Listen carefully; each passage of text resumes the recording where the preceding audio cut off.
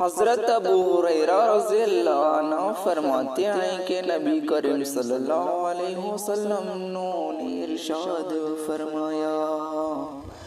تم کسی گناہگار کو نعمتوں میں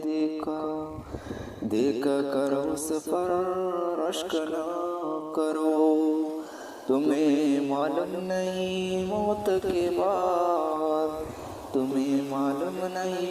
کے بعد اس کے ساتھ کیا ہونے والا ہے۔ اللہ تعالیٰ کے یہاں اس کے لیے ایک ایسا قاتل ہے جس کو کبھی موت نہیں آئے گی۔ قاتل سے مردہ